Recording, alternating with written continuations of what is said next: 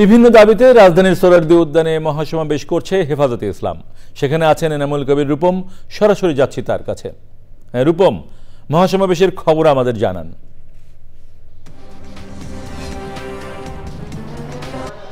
এইমাত্র শুরু হয়েছে হেফাজতে ইসলামের মহাসমাবেশ। হেফাজতে ইসলামের আজকের এই মহাসমাবেশ ডাকার মূল উদ্দেশ্য হচ্ছে যে বান্ডেল থাকলে প্রতি সেনমানিতে টাকা বাঁচবে। বিকাশ সেনমানি বান্ডেল কিনে জিতুন প্রতি লেনদেনে। নারী বিষয়ক যে কমিশন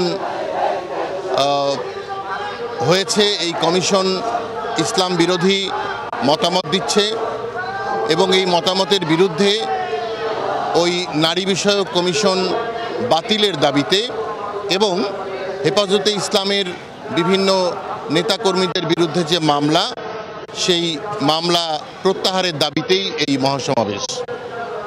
হেফাজতে ইসলামের নেতৃবৃন্দ বলছেন, সরকার এই দেশে যে নারী বিরোধী কমিশন করেছেন, এই কমিশন যে রিপোর্ট দিয়েছে, সেই রিপোর্ট নিঃসন্দেহে ইসলাম বিরোধী এবং ইসলামী আইন বিরোধী। এই আইন বাস্তবায়নে হলে দেশে